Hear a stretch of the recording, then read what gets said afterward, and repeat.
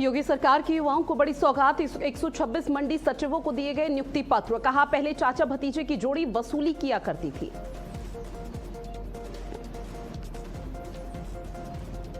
School के हिजाब पहनने पर इलाहाबाद हाईकोर्ट का बड़ा फैसला। यूनिफॉर्म के साथ हिजाब पहनने की याचिका खारिज हुई। हाईकोर्ट ने कहा इस्लाम धर्म का जरूरी हिस्सा हिजाब नहीं है। चढ़ावा चोरी विवाद पर आज साधु संतों की बड़ी बैठक। कंप्यूटर बाबा समेत कई संत होंगे इस दौरान शामिल। सीएम योगी आदित्यनाथ को सौंपेंगे ज्ञापन। सीबीआई जांच की भी करेंगे मांग।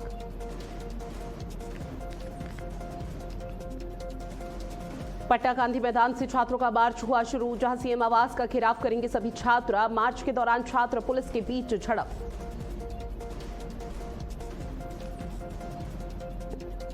कॉकरोच जनता पार्टी 5 सितंबर को दिल्ली में निकालेगी विरोध मार्च। इंडिया गेट से पुलिस हेडक्वार्टर तक मार्च निकाला जाएगा। नीट पेपर लीक पीड़ित छात्रों के परिजन भी होंगे इस दौरान शामिल।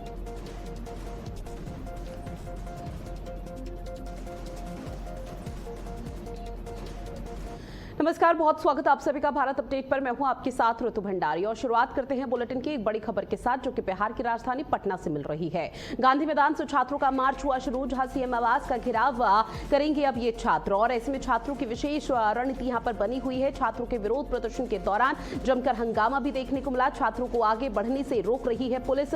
मार्च के दौरान छात्र पुलिस के बीच में झड़प की तस्वीरें भी सामने आई हैं। छात्रों का मार्च सीएम आवास तक मार्च निकाला जाएगा, जहां राजधानी पटना में छात्रों का सीएम आवास कूच सुरक्षा इंतजाम अचूक देखने को मिल रहे हैं। हालांकि बिहार पुलिस की तरफ से विशेष तैयारी की गई है। छात्रों को लगातार समझाने का प्रयास भी किया जा रहा है, लेकिन फिलहाल जो स्थिति और तस्वीरें सामने आ रही है उसमें समझा जा सकता है कि प्रदर्शनकारी छात्र फिलहाल शांत होने वाले नहीं हैं। तो बड़ी खबर बिहार की राजधानी पटना से, जहां गांधी मैदान में छात्रों का कूच और सीएम आवास कूच करने की तैयारी है और पुलिस और इसके साथ ही छात्रों के बीच में झड़प की तस्वीरें भी सामने आई हैं। अब वहां पर जो बिहार का पुलिस प्रशासन है पूरी तरह से मुस्तैद नजर आ रहा है। छात्रों को समझाने का प्रयास किया जा रहा है, लेकिन प्रदर्शनकारी छात्र लगातार अपनी काफिले के साथ आगे बढ़ते हुए नजर आ रहे हैं। और आपको बता दें कि गांधी मैदान से मुख्यमंत्री आवास की तरफ लगातार छात्रों का जो प्रदर्शन है वो देखने को मिल रहा है, जहां तीखी झड़प की तस्वीरें भी सामने आई। बैरिकेडिंग तोड़कर छात्र आगे बढ़ते हुए नजर आए। अपनी मांगों को लेकर गांधी मैदान से ये छात्रों का जो हुजूम है वो निकलता हुआ देखने को मिला। सुरक्षा के लिए लगाए गए पुलिस बैरिकेड्स भी तोड़ दिए गए, जो उसके बाद पुलिस और प्रदर्शनकारियों के बीच में धक्का मुक्की और झड़प की स्थिति रही। इसके साथ ही छात्र, आपको बता दें कि मुख्य रूप से 17वीं बीपीएससी परीक्षा में कथित गड़बड़ियां और पेपर लीक के आरोपों को लेकर परीक्षा रद्द करने और नेगेटिव मार्किंग को खत्म करने, इसके साथ ही सिंगल परीक्षा यानी कि एकल परीक्षा लागू करने जैसी 15 सूत्रीय मांगों पर अड़े हुए हैं, जिसको लेकर सरकार के खिलाफ लगातार ये प्रदर्शन जारी है। दिल्ली के जंतर मंतर पर जब नीट पेपर लीक यूपीएससी को लेकर लगातार प्रदर्शन हो रहा था छात्रों का, तो उस दौरान बिहार में भी इस तरह की तस्वीरें सामने आई थी, जहां पर बीपीएससी को लेकर छात्र अपनी मांगों को लेकर प्रदर्शन करते हुए नजर आ रहे थे।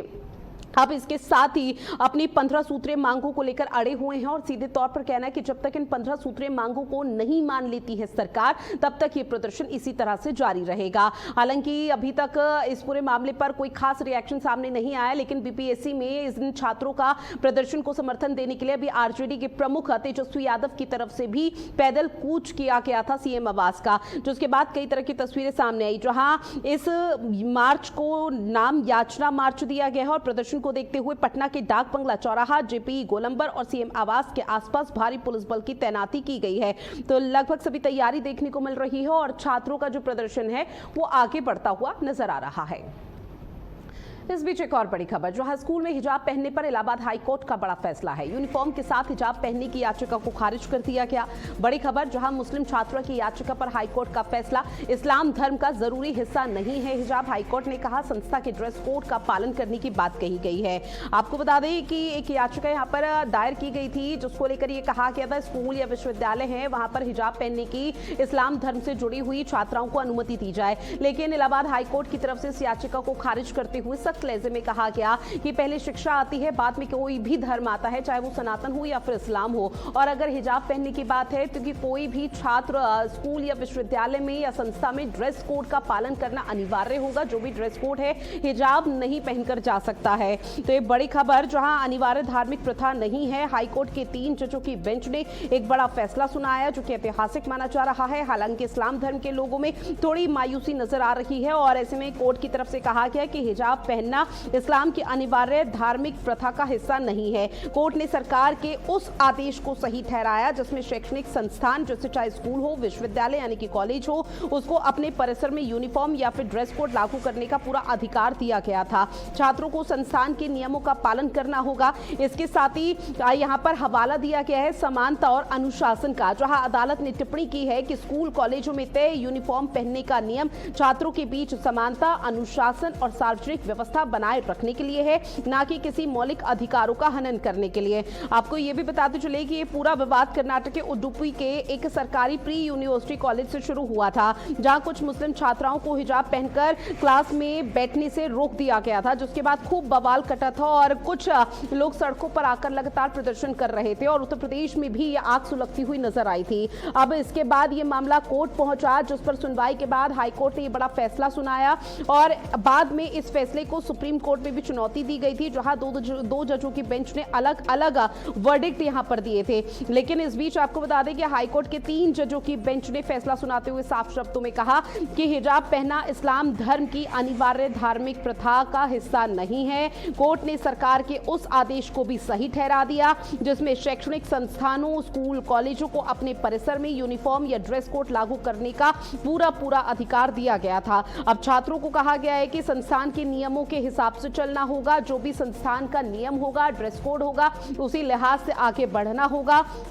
यही मौलिक अधिकार का हनन के लिए का भी हवाला देते हुए कहा कि जो अनुशासन, सार्वजनिक व्यवस्था या फिर समानता है, उसको बनाए रखना बहुत ज्यादा जरूरी है। तो ये बड़ी खबर आपकी टीवी स्क्रीन पर साझा कर रहे हैं। इलाहाबाद हाईकोर्ट में इस पूरे मामले को लेकर सुनवाई हुई और यूनिफॉर्म के साथ हिजाब पहनने की याचिका को फिलहाल हाईकोर्ट ने खारिज कर दिया। जिस शिकायतकर्ता की तरफ से याचिका डाली गई थी, उसको एक बहुत बड़ा झटका लगता हुआ नजर आया है, मायूस वो नजर आ रहे हैं। हालांकि वो ये भी कह रहे हैं कि हमारे पास अभी और भी विकल्प हैं। इसको लेकर अब इलाहाबाद हाईकोर्ट ने भले ही कुछ भी टीका टिप्पणी की हो या फैसला सुनाया हो, लेकिन अब हम आगे भी जाएंगे, कानूनी तौर पर हम आगे बढ़ेंगे और ऐसे में आगे अगर जरूरत पड़ी तो सुप्रीम कोर्ट तक का दरवाजा खटखटाया जाएगा।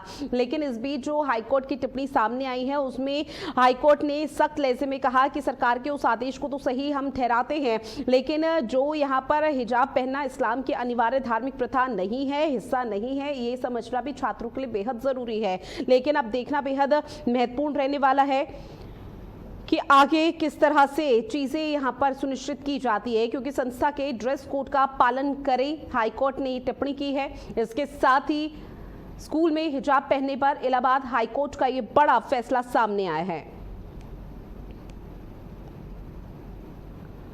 स्कूल में हिजाब पहनने को लेकर एक याचिका, यूनिफॉर्म के ऊपर हिजाब पहनने की जो याचिका है वो दायर की गई थी, लेकिन अब यहां पर आपको बताते चले कि इस पूरे मामले पर फिलहाल इलाहाबाद हाईकोर्ट ने इस याचिका को पूरी तरह से खारिज कर दिया है। जहां अभी हाल फिलहाल में एक मामला देखने को मिला था कर्नाटक के उडुपी में, जहां पर छात्राओं की तरफ से प्रदर्शन किया गया था और कहा गया था कि जब हम कॉलेज जा रहे थे तो हमने हिजाब पहना था, हमसे जबरदस्ती उतरवाया जा रहा था और ये कहा जा रहा था कि हिजाब में एंट्री नहीं हो सकती है, आपको नॉर्मल ड्रेस कोड यहां पर पहनना होगा, जिसके बाद खूब बवाल की स्थिति पूरे देश पर भी देखने को मिल पाई थी। लेकिन धीरे धीरे जैसे जैसे ये आग आपको बताते चले कि उत्तर प्रदेश में सुलगती हुई नजर आई, तो सीधा पूरा मामला इलाहाबाद हाईकोर्ट पहुंचा, जहां इलाहाबाद हाईकोर्ट की तरफ से मुस्लिम छात्रा की याचिका को फिलहाल खारिज कर दिया है। संस्था के हिसाब से ड्रेस कोड जो भी है वो यहां पर पहनना अनिवार्य है और ऐसे में कर्नाटक हाईकोर्ट के फैसले के बाद जो मामला यहां पर जब सुप्रीम कोर्ट पहुंचा था उस दौरान तो जजों की तरफ से एक राय यहां पर नहीं बन सकी थी। कुछ ने यहां पर यह कहा था कि जो प्रतिबंध है वो सही है, लेकिन जबकि दूसरे ने व्यक्तिगत पसंद और शिक्षा के अधिकार से इसे जोड़ा था। लेकिन अब जिस तरह की स्थिति देखने को मिल पा रही है उसमें सीधे तौर पर यह कहा जा रहा है कि पहले शिक्षा आती है, बाद में धर्म आता है, और जब शिक्षा के मंदिर का जिक्र हो तो शिक्षा के मंदिर में सिर्फ शिक्षा की बात होनी चाहिए, ना कि हिजाब या फिर भगवा रंग के गमछा पहनकर भी अगर कोई आता है तो उस पर भी पाबंदी लगाने का जिक्र यहाँ पर किया गया है। लेकिन कर्नाटक के हाल ही में इलाहाबाद हाईकोर्ट ने भी एक मुस्लिम छात्र की याचिका को खारिज किया, जिसने स्कूल के ड्रेस कोड के अलावा हिजाब पहनने की अनुमति मांगी थी। कोर्ट ने साफ कहा कि हिजाब पहनना इस्लाम का अनिवार्य हिस्सा है। इसे साबित करने के लिए कोई पुख्ता रिकॉर्ड भी नहीं है। अब ऐसे में अब लगातार ये कहा जा रहा है कि कर्नाटक में सत्ता बदली, जिसके बाद वहां की सरकार ने पुरानी कड़े प्रतिबंधों को ढील दे दी है। पारंपरिक और प्रथा आधारित जो प्रतीक हैं उसको पहनने की सीमित अनुमति दी गई है, लेकिन इलाहाबाद हाईकोर्ट इन सभी चीजों को फिलहाल रोक लगाता हुआ नजर आया। तो ये बड़ी खबर लगातार आपकी टीवी स्क्रीन के माध्यम से साझा कर रही हैं, जहां आपको बताते चले कि इलाहाबाद हाईकोर्ट में इस पूरे मामले को लेकर सुनवाई हुई, और जब सुनवाई हुई तो एक बहुत बड़ा झटका फिलहाल लगता हुआ नजर आया है उस मुस्लिम छात्रा को जिसने इस पूरे मामले पर याचिका दायर की थी।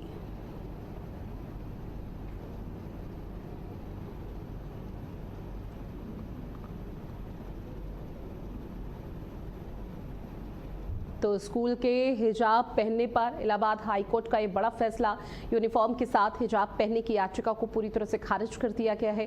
स्कूल में हिजाब पहनने पर इलाहाबाद हाईकोर्ट ने जो फैसला सुनाया उसको लेकर फिलहाल इस्लाम धर्म के लोगों में कहीं ना कहीं मायूसी नजर आ रही है, क्योंकि जब इसको लेकर खूब तेजी के साथ बवाल हुआ था तभी यहाँ पर टीका टिप्पणी कुछ ऐसी सामने आ रही थी जिसको लेकर कहा जा रहा था कि ये छात्रों का अधिकार होना चाहिए।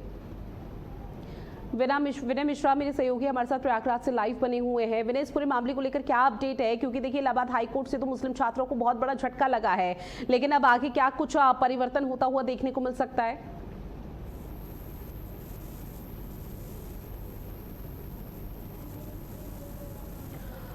विनय, एक बार अनम्यूट कीजिए, उसके बाद जानकारी साझा कीजिए कि इलाहाबाद हाईकोर्ट के इस फैसले के बाद क्या कुछ परिवर्तन?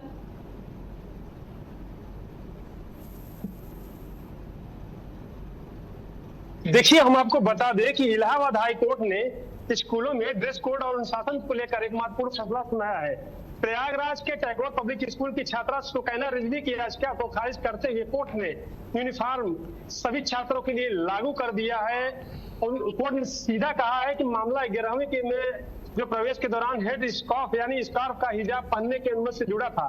छात्रा का कहना था कि वह कक्षा 6 से ही स्कूल में हिजाब पहन के आती थी, और 11वीं में जब वो दोबारा जो है एडमिशन ली तो उसने बताया कि मनसा अपनी जाहिर की कि हम हिजाब ही पहन के आएंगे, लेकिन स्कूल प्रबंधन ने उसे जो अस्वीकार कर दिया, जिसको लेकर उसने कोर्ट का रुख किया। और उसमें हम आपको बता दें कि कोर्ट इसके बाद छात्रा ने हाईकोर्ट रुख के बाद अभिभावक की जाहिर की स्वतंत्रता और मौलिक अधिकारों का हवाला दिया। हाईकोर्ट के न्यायमूर्ति जे मुनीर और न्यायमूर्ति रंजीत शुक्ल की खंडपीठ ने मामले की सुनवाई करते हुए कहा कि अगर स्कूल का ड्रेस कोड निष्पक्ष, गैर भेदभावपूर्ण और अनुशासन बनाए रखने के उद्देश्य से है तो यूनिफॉर्म तय करने का अधिकार स्कूल प्रबंधन को ही है। बिल्कुल, देखिए हाईकोर्ट, इलाहाबाद हाईकोर्ट में जब सुनवाई हुई तो बॉम्बे हाईकोर्ट और कर्नाटक हाईकोर्ट का भी हवाला यहाँ पर पिछले फैसले जो थे उसको लेकर दिया गया है। यहाँ पर जो 2022 में चीजें यहाँ पर देखने को मिल पाई थी, लेकिन अभी फिलहाल जिस शिकायतकर्ता की याचिका यहाँ पर खारिज हुई है वो अब आगे किस तरह से यहाँ पर चीजें सुनिश्चित होती है, क्या विकल्प अपनाते हो, देखना बेहद महत्वपूर्ण। बहरहाल आपने जानकारी साझा की उसके लिए बहुत शुक्रिया विनय मिश्रा आपका। साथ ही राम मंदिर में चढ़ावा चोरी विवाद पर आज साधु संतों की बड़ी बैठक। बड़ी खबर, जहां कंप्यूटर बाबा समेत कई संत इस दौरान शामिल होंगे। सीएम योगी आदित्यनाथ को ज्ञापन सौंपेंगे। साधु संत और सीबीआई जांच की भी मांग करने की बात करते हुए नजर आएंगे। तो आपको बता दें कि लंबे समय से लगातार एसआईटी की टीम लगातार कार्रवाई कर रही है। पहले जब एसआईटी की टीम कार्रवाई कर रही थी तो 3 दफा रिपोर्ट यहां पर सौंपी गई थी, सरकार के समक्ष रखी गई थी, लेकिन उसके बाद जब विपक्षी पार्टी लगातार यह आरोप लगा रही थी कि एसआईटी की टीम जो कार्रवाई है वो निष्पक्ष तरीके से नहीं कर रही, फिर सुप्रीम कोर्ट में यह मामला पहुंचा, विचाराधीन रहा और सुप्रीम कोर्ट की तरफ से नई एसआईटी के गठन करने की बात कही गई। नई एसआईटी की टीम ने अभी हाल फिलहाल में यहां पर कुछ रिपोर्ट्स मेंशन की थी। उस रिपोर्ट्स में यहां पर चंपत राय और अनिल मिश्रा का नाम सामने नहीं था, लेकिन कुछ लोगों को लेकर और 8 आरोपियों को लेकर लगातार कहा जा रहा था कि उन पर गाज यहां पर गिरती हुई नजर आ सकती है। लेकिन इस बीच आपको बता दें कि अब साधु संतों की जो नाराजगी है वो लंबे समय से देखने को मिल रही थी, और अब साधु संत एक बार फिर से योगी आदित्यनाथ के पास जाएंगे, उनसे बातचीत करेंगे और ऐसे में ज्ञापन सौंपा जाएगा और सीबीआई जांच की मांग भी की जा सकती है। बड़ी खबर जहां राजधानी लखनऊ में ईडी की जीएसटी चोरी पर बड़ी कार्रवाई। 3 शहरों में 9 ठिकानों पर छापेमार कार्रवाई को अंजाम दिया गया। कार्रवाई में आपको बता दें कि 3.6 करोड़ नकदी बरामद हुए हैं। पूर्व बसपा विधायक शाहनवाज राणा के ठिकाने पर जांच फर्जी इनवॉइस से बोगस आईटीसी लेने का गंभीर आरोप लगा है।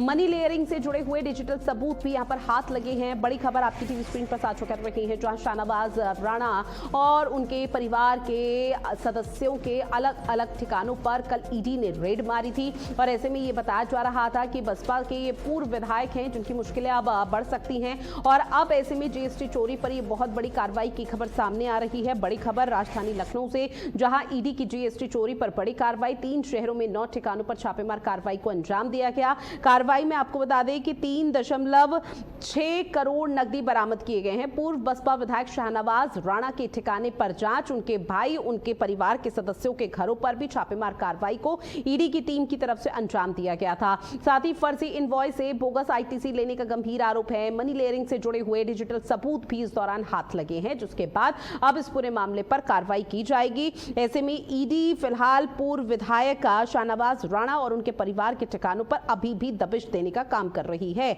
जहां पर अभी तक की मिली जानकारी के मुताबिक ये कि शुरुआती जांच में मुजफ्फरनगर स्थित न्यू राणा हाउस और गाजियाबाद की फर्म सुधा स्टील से भारी नकदी बरामद हुआ है। अधिकारियों के अनुसार अब तक अलग अलग जगहों पर अलग अलग परिसरों से कुल 3.6 करोड़ रुपए की नकदी बरामद हो चुकी है। साथ ही ईडी की टीम बरामद की गई नकदी के सटीक जो सोर्स हैं और उसके वित्तीय दस्तावेजों के मिलान की जांच में जुटी हुई है। ये पूरी कार्रवाई आपको बता दें कि मेसर्स जम्बू द्वीप एक्सपोर्ट्स एंड इंपोर्ट्स लिमिटेड से जुड़ी हुई मनी लॉन्ड्रिंग के मामले में की जा रही है। आरोप फिलहाल ये है शाहनवाज राणा, जो कि बसपा के पूर्व विधायक है, उन पर कि बिना किसी वास्तविक सामान की खरीद बिक्री या माल की आवाजाही के सिर्फ कागजों पर फर्जी इनवॉइस और ई वे बिल तैयार किए गए हैं। रमन मेरे सहयोगी ज्यादा जानकारी के साथ हमारे साथ जुड़े हुए हैं। और रमन, बसपा के पूर्व विधायक हैं शाहनवाज राणा और उनके जो परिवार के सदस्य हैं, कल ईडी पूरे दिन यहां पर रेड मारती हुई नजर आई। छापेमार कार्रवाई में क्या कुछ ऐसे जरूरी दस्तावेज थे जो हाथ लगे हैं? बिल्कुल, आपको बता दें कि लखनऊ में करोड़ों की जीएसटी चोरी और मनी लॉन्ड्रिंग जैसे मामलों में ईडी की ये बड़ी कार्रवाई हुई है। और आपको बता दें 9 ठिकानों पर छापेमारी है।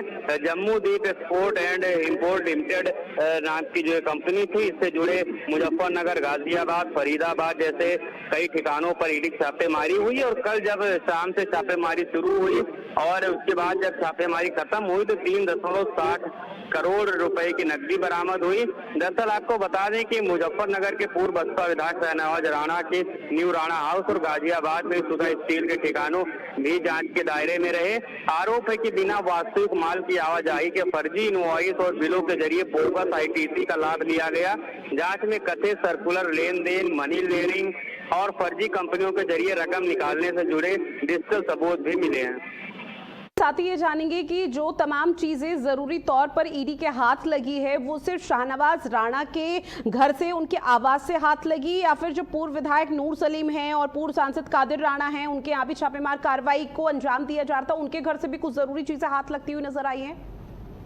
नहीं, शाहनवाज राणा के ठिकाने पर आवाज पर भी मिली है और साथ में और भी जितने ठिकानों पर हुई वहां भी कई कुछ ना कुछ जो आईटीसी के जरिए से फर्जी इनवॉइस बना के खेल किया गया है, उसकी जो है जो दस्तावेज मिले हैं और उस पर ये बड़ी कार्रवाई हो सकती है कि जितनी भी आईटीसी चोरी की गई है उस पर उसे जमा भी कराया जा सकता है, उसको जुर्माना भी लगेगा। ठीक है रमन, आपने जानकारी साझा की है उसके लिए बहुत शुक्रिया आपका।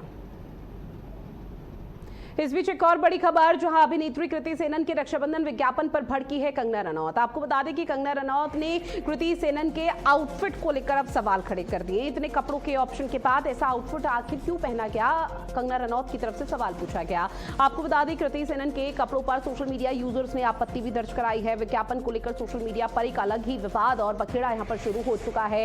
हालांकि सोशल मीडिया पर 2 गुट यहाँ पर डिबेट का हिस्सा ये पूरा विवाद बन चुका है और 2 गुट बटे हुए हैं। कुछ लोग सही ठहरा पहराते हैं कृति सेनन के आउटफिट को, और कृति सेनन के साथ को जो रक्षाबंधन को लेकर जारी किया गया था, बनाया गया था जीवा की तरफ से, और उस कैंपेन का हिस्सा कृति सेनन बनी थी। लेकिन कुछ लोगों की तरफ से आपत्ति दर्ज कराई जाती है और कहा जाता है ये सनातन धर्म का अपमान है, संस्कृति का अपमान है। अब कंगना रनौत का भी स्टेटमेंट सामने आ चुका है, जहां विवाद के बीच कंगना ने सोशल मीडिया पर तीखी प्रतिक्रिया दी है और कहा कि इतने सारे आउटफिट हैं, इतने सारे कपड़े हैं, लेकिन उसके बावजूद भी वही आउटफिट आखिर कृति सेनन ने क्यों चूज किया। कंगना रनौत ने बिना नाम दिए विज्ञापन पर साधा निशाना। तो ये बड़ी खबर, ये पोस्ट आपकी टीवी स्क्रीन पर साझा कर रहे हैं, जो कंगना की तरफ से यहाँ पर कृति सेनन को लेकर किया गया है, क्योंकि रक्षाबंधन के त्योहार 28 अगस्त को पूरा देश भर मनाएगा। उसको लेकर जीवा की तरफ से अपनी बहनों को क्या कुछ गिफ्ट दिया जा सकता है, इसको दर्शाने के लिए एक ऐड बनाया गया था जिसमें कृति सेनन थी। कृति सेनन के आउटफिट को लेकर लगातार सवाल उठ रहे हैं। अब कंगना रनौत की तरफ से भी तीखी और तल्ख टिप्पणी यहां पर दे दी गई है और सीधे तौर पर कहा गया कि ये सनातन धर्म का अपमान है, संस्कृति का अपमान है। साथ ही गाजियाबाद में मिलावटखोरी पर बड़ी कार्रवाई, जहां 10 क्विंटल छेना रसगुल्ला नष्ट कराया गया। सचिन छेना स्टोर पर खाद्य विभाग का बड़ा छापा, रसगुल्ला, पनीर, अरारोट के सैंपल लिए गए, साथ ही सेपोलाइट का भी नमूना जांच के लिए भेज दिया गया। त्योहारों से पहले मिलावटखोरों पर शिकंजा कसा गया है। खाद्य विभाग की टीम ने छापेमार कार्रवाई को अंजाम दिया है। लैब रिपोर्ट के बाद ही इस दौरान आगे की कार्रवाई की जाएगी। गुणवत्ता मानकों पर फिलहाल रसगुल्ला खरा नहीं उतरा। जहां भीमनगर में खाद्य विभाग की बड़ी कार्रवाई को अंजाम दिया गया, जिसको लेकर सैंपल यहां पर आगे भेज दिए गए हैं जांच के लिए। और त्योहारों से पहले मिलावटखोरों पर लगातार शिकंजा खाद्य विभाग की टीम कस रही है और लगातार जगह जगह पर छापेमार कार्रवाई को अंजाम दिया जा रहा है। लैब रिपोर्ट के बाद अब आगे की कार्रवाई की जाएगी। जो भी रिपोर्ट सामने आएगी उसके आधार पर ही गुणवत्ता मानकों पर जो रसगुल्ला है जिसका सैंपल आगे भेजा गया है, वो फिलहाल आपको बताते चले कि तय मानकों के हिसाब से वो सही नहीं बैठा। भीमनगर में खाद्य विभाग की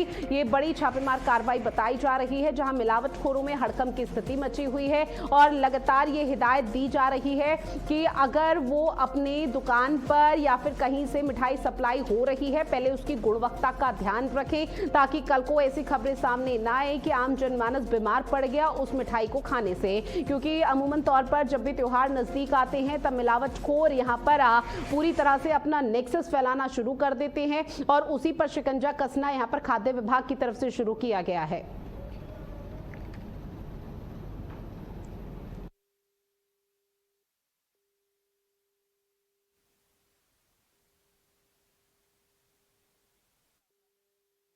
बनाए जाने की शिकायत प्राप्त हुई थी, इसके क्रम में हम लोगों ने यहाँ पे जांच की है।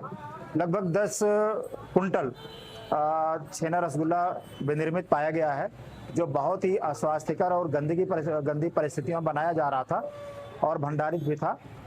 कई में कीड़े और मक्खियां गिरी हुई पाई गई। हम लोगों ने इनके नमूने लिए हैं और नमूनों को जांच के लिए भेजा जा रहा है। इनके द्वारा पनीर को मैश करके उसमें स्टार्च मिलाकर और सफ़ेद करने के लिए सोडियम फॉर्मेल्डिहाइड सल्फोक्सिलेट नामक केमिकल का उपयोग किया जा रहा है, जो प्रिजर्वेटिव के साथ साथ ब्लीचिंग का भी काम करता है। तो इन्हीं सब केमिकल के पाए जाने के कारण इन सब खाद्य पदार्थों को नष्ट किया जाए और 4 नमूने संग्रहित करके जांच के लिए भेजे जा रहे हैं। लगातार खाद्य विभाग का शिकंजा कसा जा रहा है और कई ड्रम भरे हुए जो रसगुल्ले थे उसको नष्ट करने का काम किया गया है।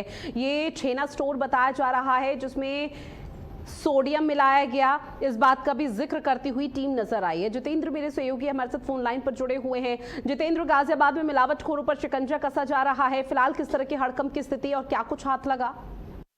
देखिए, बिल्कुल त्योहारों पर खाद्य विभाग पूरी तरीके से सक्रिय हो जाता है और यही वजह है कि जो छेना स्टोर्स हैं जहां पे रसगुल्ले बनाए जाते हैं वहां पर कार्रवाई के नाम पर खाना पूर्ति की जाती है और यही वजह है कि 10 क्विंटल इस बार भी सफेद रंग के रसगुल्ले पकड़े गए हैं और उनको नष्ट किया गया है। खाद्य विभाग इस वक्त सक्रिय हुआ है जबकि त्योहारों का समय चल रहा है। हालांकि अगर ये पहले ही सक्रियता पहले ही रहे तो ज्यादा अच्छी बात है, क्योंकि इससे पहले भी ये साल भर ये रसगुल्ले रसगुल्ले बनते हैं और दुकानों पर सप्लाई होते हैं और लोगों के स्वास्थ्य से खिलवाड़ सीधे तौर पर होता है। लेकिन अगर ये केवल त्योहारों पर खाद्य विभाग एक्टिव होता है और इस तरीके से कार्रवाई दिखाई जाती है और ये जो रसगुल्ले फर्जी तरीके से बनाए गए हैं, इनमें केमिकल्स मिलाए गए हैं, इनको नष्ट करने की बात सामने आती है। लेकिन अगर ये पूरी साल ये इस तरह की कार्रवाई रही तो जाहिर तौर पर जो मिलावटखोर है उन पर नकेल कसी जा सकती है। लोगों के स्वास्थ्य से जो खिलवाड़ हो रहा है उससे कहीं ना कहीं बचा जा सकता है। अब 10 क्विंटल जो रसगुल्ले हैं उनको नष्ट किया गया है। ये केमिकल से बनाए गए थे और सीधे तौर पर इनको जो लोगों के साथ में जो स्वास्थ्य से खिलवाड़ होने की बात सामने आई है वो एक बड़े पैमाने पर, बड़े स्तर पर होना था। गाजियाबाद में इन रसगुल्लों को सप्लाई होना था, लेकिन क्रॉसिंग रिपब्लिक थाना क्षेत्र में बन रहे इन रसगुल्लों को फिलहाल नष्ट कर दिया गया है। जी, खाद्य विभाग की तरफ से क्या कुछ जानकारी या स्टेटमेंट साझा किया गया कि आगे भी क्या इसी तरह से कार्रवाई जारी रहेगी? क्योंकि अमूमन तौर पर जितेंद्र ये देखने को मिलता है कि जब भी कोई त्योहार पास होता है तो इस दौरान जो मिलावटखोर हैं वो अपना नेक्सस फैलाने की कोशिश करते हैं। देखिए, जिस तरीके से ये कार्रवाई हुई है जाहिर तौर पर ये कार्रवाई होनी लाजमी थी, क्योंकि इस वक्त जो त्योहारी सीजन है और मिठाई ज्यादा सप्लाई होती है, मिठाई की दुकानों पर सप्लाई होती है। लेकिन मैंने आपको बताया कि ये जो मिठाइयाँ हैं ये पूरे साल भर बनती हैं और साल भर सभी दुकानों पर सप्लाई होती हैं।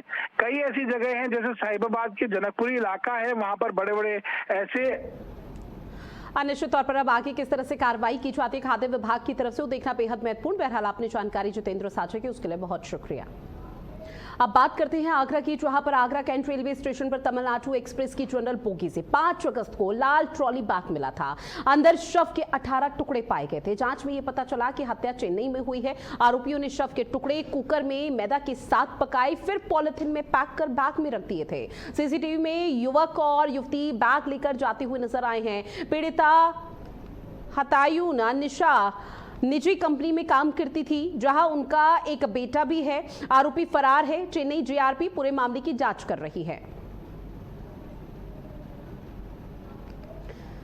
साथ ही आगरा में धोखाधड़ी के एक मामले में 13 साल बाद एक बड़ा खुलासा हुआ है। जिस आरोपी को मृत बताया जा चुका था अब वो सड़क पर स्कूटर चलाता हुआ नजर आ रहा है। दरअसल वादी पक्ष ने आरोपी की फोटो को खींचा और उसे कोर्ट में साक्ष्य के तौर पर पेश कर दिया। अब वादी पक्ष ने आरोपी के जीवित होने के साक्ष्य कोर्ट में रखे हैं। इसके बाद ताराचंद शर्मा ने कोर्ट में आत्मसमर्पण भी कर दिया है।